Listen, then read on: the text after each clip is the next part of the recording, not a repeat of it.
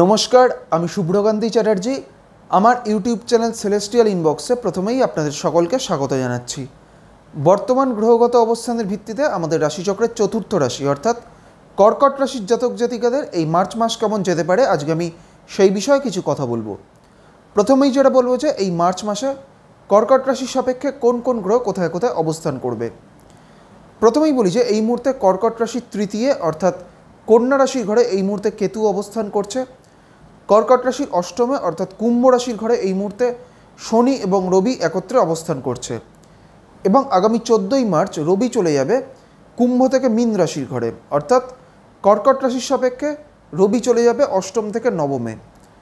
কর্কট রাশির এই নবমেই অর্থাৎ মীন রাশির ঘরে এই মুহূর্তে বুধ, শুক্র এবং রাহু একত্রে অবস্থান করছে এবং আগামী 14ই মার্চের পর থেকে বুধ, শুক্র, রাহু ছাড়াও কিন্তু রবিও বুধ, শুক্র, রাহুর সাথে একত্রে অবস্থান করবে।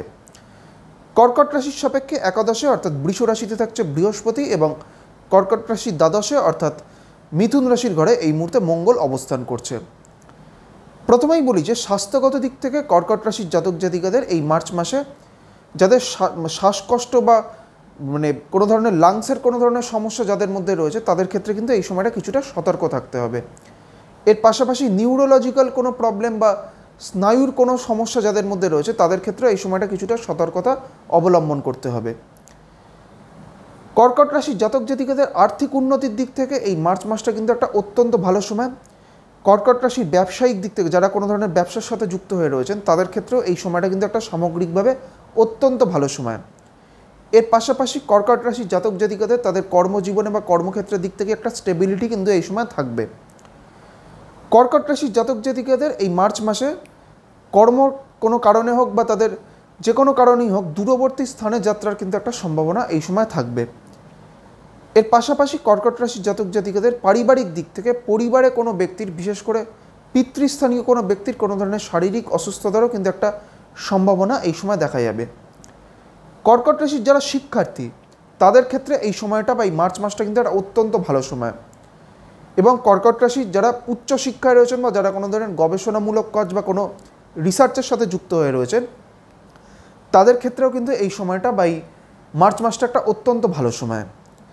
এইবার আমি আসছি কর্কট রাশির যে নক্ষত্রগুলি রয়েছে অর্থাৎ পুনর্বসু, পুষ্যা এবং অশ্লেষা, এই তিনটি নক্ষত্রের জাতক জাতিকাদের এই মার্চ মাস কেমন যেতে পারে। প্রথমেই আমি আসছি পুনর্বসু নক্ষত্রের ক্ষেত্রে। পুনর্বসু হচ্ছে বৃহস্পতির নক্ষত্র এবং পুনর্বসু হচ্ছে আমাদের রাশিচক্রের সপ্তম নক্ষত্র। এই পুনর্বসু নক্ষত্রের শেষ বা চতুর্থ চরণটি রয়েছে কর্কট রাশির ঘরে। পুনর্বসু নক্ষত্রের জাতক জাতিকাদের মূলত কিন্তু এই সময়টা তাদের আর্থিক দিক থেকে বা তাদের আর্থিক উন্নতি বা তাদের কর্মজীবনের উন্নতির দিক থেকে এই সময়টা একটা ভালো সময়। তবে স্বাস্থ্যগত দিক থেকে এই সময়টা কিন্তু কিছুটা সতর্কতা অবলম্বন করতে হবে পুনর্বসু নক্ষত্রের জাতক জাতিকাদের। পুনর্বসুর পর হচ্ছে পুষ্যা নক্ষত্র। পুষ্যা হচ্ছে শনির নক্ষত্র এবং পুষ্যা আমাদের রাশিচক্রের অষ্টম নক্ষত্র। যেহেতু এই মুহূর্তে পুষ্যা নক্ষত্রের সাপেক্ষে সাধক নক্ষত্রে বৃহস্পতি অবস্থান করছে তাই এবং বৃহস্পতি যেহেতু কর্কট রাশির সাপেক্ষে একাদশ ভাব অর্থাৎ সাফল্যের ভাবে অবস্থান করছে, সেই কারণে পুষ্যা নক্ষত্রের জাতক জাতিকাদের তাদের আর্থিক উন্নতি এবং কর্মজীবনে সাফল্য প্রাপ্তির কিন্তু একটা অত্যন্ত ভালো সম্ভাবনা এই সময় থাকবে। তাই সামগ্রিকভাবে পুষ্যা নক্ষত্রের জাতক জাতিকাদের এই মার্চ মাসটা কিন্তু একটা অত্যন্ত ভালো সময়। পুষ্যার পর হচ্ছে অশ্লেষা নক্ষত্র। অশ্লেষা হচ্ছে বুধের নক্ষত্র এবং অশ্লেষা আমাদের রাশিচক্রের নবম নক্ষত্র এবং এই অশ্লেষা নক্ষত্রের জাতক জাতিকাদের মূলত এই স্বাস্থ্যগত দিক থেকে কিন্তু এই সময়টা কিছুটা সতর্কতা অবলম্বন করতে হবে। চোট আঘাত লাগার একটা প্রবণতা কিন্তু অশ্লেষা নক্ষত্রের জাতক জাতিকাদের ক্ষেত্রে থাকবে, সেই দিক থেকেও অশ্লেষা নক্ষত্রের জাতক জাতিকাদের কিছুটা কিন্তু সতর্ক থাকতে হবে। কর্মজীবনের ক্ষেত্রে অশ্লেষা নক্ষত্রের জাতক জাতিকাদের কিছু পরিবর্তন আসার একটা সম্ভাবনা এই সময় বা এই মার্চ মাসে থাকছে।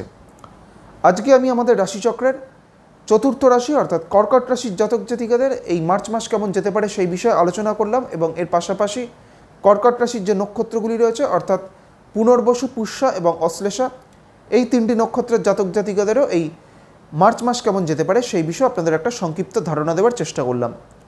পরবর্তী ভিডিওগুলির মাধ্যমে আমাদের পরবর্তী যে রাশিগুলি রয়েছে সেই রাশিগুলির জাতক জাতিকাদের এই মার্চ মাস কেমন যেতে পারে সেই বিষয়ে আলোচনা করব। সবশেষে এটাই বলবো, আপনারা সকলে খুব ভালো থাকুন এবং সুস্থ থাকুন, এটাই প্রার্থনা করি। নমস্কার।